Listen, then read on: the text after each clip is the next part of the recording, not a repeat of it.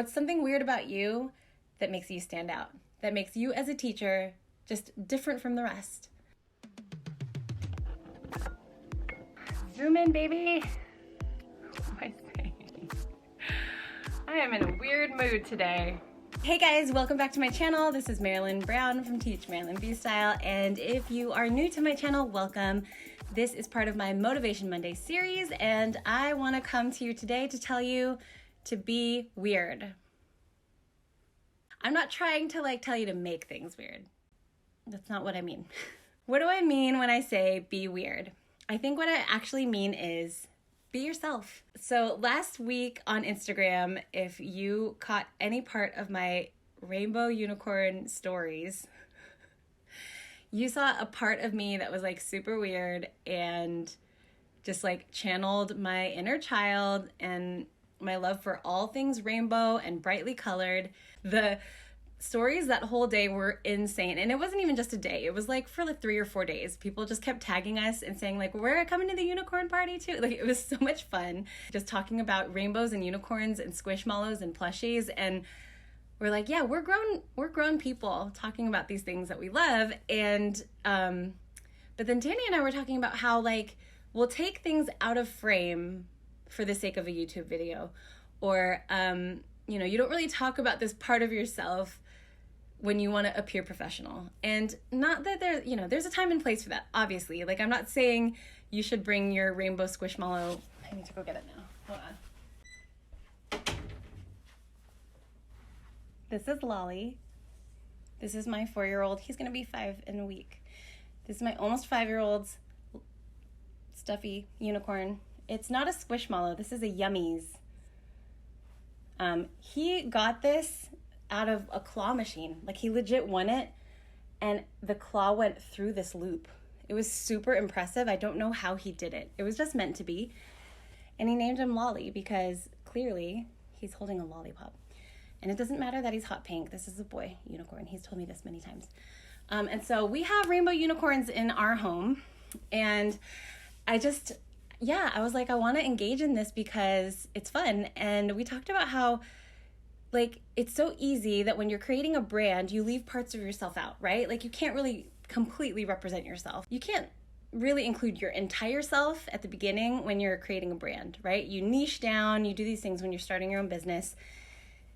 But then as you're established, it's fun to bring these other parts of you in because you never know who you're going to connect with over things like that. So when I say be weird, what I'm saying is be yourself. Bring parts of yourself in that you wouldn't normally bring in. So I think there are times and places to do that. So on one YouTube video, a one-off YouTube video, I think it's totally appropriate for me to do this when it may not be necessarily useful for me to do that at a different point. But at the same time, I think there's room to have more of ourselves in our brand.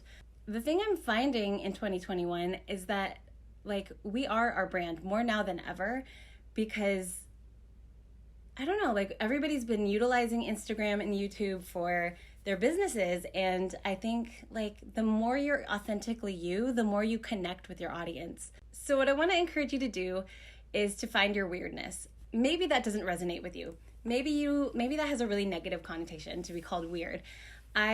This is something I embraced about myself at a very young age. I remember being 8 years old and knowing that I was different than other kids. I memorized movie lines and I memorized commercial jingles, and I would just recite them and I would get into these characters and I didn't really care what people thought. And people would tell me, you're weird. But people would comment on things the way that kids do, and it's not always meant to be hurtful. And you can really over-personalize things and feel oh, I'm being singled out and I'm really different, and that's not a good thing about me. But I was raised, my parents did a fantastic job and my family did a great job of just raising me to know that who I am is who I am, and that matters. And I was made the way I am for a reason. And I remember being 8 years old, and when someone called me weird for some reason, I don't even remember the reason, I was just yeah, I like being weird. It's fun. And I loved the show Muppet Babies. This is so random, but I love the show Muppet Babies because baby Gonzo was my favorite character on that show. and he, like, his species is a weirdo. And he was my favorite. And so I was like, oh my gosh, being a weirdo is so cool. And I loved that about him. So yeah, it's just something that I've always embraced about myself. But if that doesn't resonate with you at all, maybe I can put it this way. I think it's important for you to embrace and empower your uniqueness. You are special for so many reasons, and it may not be that you're loud and out there and bold. Maybe you're more meek and quiet and a really great listener. Maybe you are incredibly organized and a type A personality. Those things are your skill sets, and they are super important, and I want you to really capitalize on those things. And I don't necessarily mean in a business way. I think I just mean in life. So teachers, what are you doing to really capitalize on your skill sets? Like when you're in your wheelhouse and things are just clicking together, what can you do to make sure that happens with every lesson, to make sure that happens with every interaction or with another student? So for me and my love of like movies and animals and calligraphy, and I mean, I'm kind of a hobbyist, so I have a ton of different interests. My love of music, my love of incorporating media or different things into a lesson that will make it kind of pop and be interesting. I have that creativity spark, and so that is how I capitalize on my uniqueness.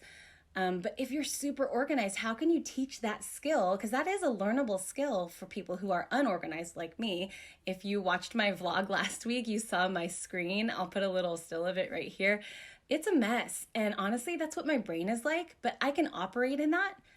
But then at some point I can't, like it is overwhelming, and I have to like back up and clear the desktop and start over again.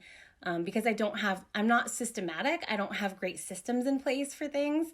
And so I have to really work at that. But if that is your skill set, like if you are just naturally great at being organized and having systems, like that is something you should capitalize on or use to serve other people.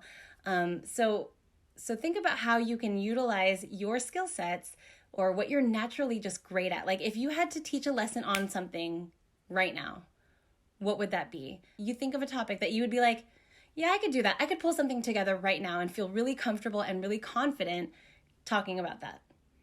Whatever that is, I feel like that's part of your uniqueness. I think in the overused buzzword world, that would be your niche, right? So like when people are talking about YouTube or a blog or what you want to focus your Instagram on, like that would be your niche. I don't know what mine is. Like, what do you call this? It really does come down to, I love teaching, I love connecting with people, and I really love encouraging people. And so that is a big part of why I do this series, my Motivation Monday series, which I wish I could call it Encouragement Monday, but that's not alliterative and I don't like that. So I still call it Motivation Monday or Monday Motivation. Both work, right? That's why I do this, because I love connecting with people and I love helping people to figure out what it is that keeps their spark going so that we can all shine together. All right, so I'm going to give you a few practical, what time is it? Okay. I'm going to give you a few practical ways that I am embracing my uniqueness this week. So one weird thing about me is that I'm like right in between being left and right brained. I have a lot of creativity, but I also can be a very linear thinker. I love certain facts. Like if a topic fascinates me, I want to know all the facts about it and just collect information. But then I also want to teach about it, and I want to think about a really cool way to teach somebody else about it. I guess that's why I became a teacher, right? And so when I applied to OutSchool, I created a demo class, which you can see, I'll link that below. The entire demo video, I linked it. I just created off the top of my head a class about how to draw a cartoon dolphin. I didn't want to promote myself as an art teacher because I don't know that much about art, but I do know a lot about science. I love biology. I studied that in college. I taught 7th grade life science for a few years, and it was my jam. And my favorite lessons were about animal species. The sort of like pinnacle lesson that I would teach at the end of the unit was their animal species report. And so I would give a report on whatever animal I chose that year. I think one year I did a banana slug because I knew nobody would ever choose that. But I love doing animal reports on the most random animals I can think of because I think they're really fascinating. So when I was creating my OutSchool application, I was like, I'm just gonna do this. And so I just took how to draw a cartoon dolphin, which is a skill that I can do because I can draw well. I'm not an artist by any means. I can recreate images just by looking at the shapes.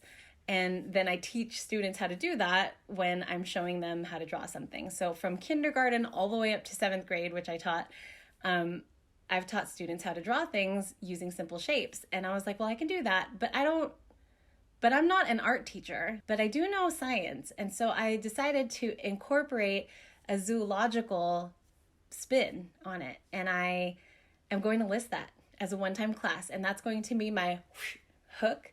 And then I'm going to create a club for how to draw marine mammals. But every week it'll be a different marine mammal. We'll draw it, but we'll also learn basic anatomy. We'll learn the genus and species. We will learn habitat. We will learn animal behaviors. That is a way that I want to empower my students. And I'm just going to take my weirdness and my interests and go for it. So that's my personal actionable step this week is to list my classes. If you've got 7 to 11-year-olds who are interested in learning how to draw a cartoon dolphin and how to talk about them in a scientific way, I would love to see them in my class. And message me if the sections are full and I will see what I can do to add more. Okay, all that being said, enough about me. I want to know what your weird thing is. What's something weird about you that makes you stand out, that makes you as a teacher just different from the rest? And then how are you going to take that weirdness and use it as your superpower? I totally got that from Color Me Courtney. If you don't know who that is, Courtney Quinn, she's here on YouTube and she's on Instagram. She inspires me greatly. But she often says, your weirdness is your superpower. So I'm asking you right now, how are you going to wield your weirdness as a superpower? How are you going to use that uniqueness for good? How are you going to utilize that knowledge in your classroom? How are you going to incorporate that into your very next lesson? Honestly, I feel like I've talked about this multiple times, but I incorporate dolphins into my lessons so often. Partly because I have this as a prop, and so it's right here, it's easy to grab, but I have so much knowledge about bottlenose dolphins because I love them. I love to use it for examples, for non-examples, just to show, to compare it to anything. There's so many ways you can incorporate what you know into your lessons. So how are you doing that this week? How are you going to do that long term? Leave it in the comments down below. And as always, please like, share, and subscribe, and I will see you next time. Thanks, guys. Stay weird.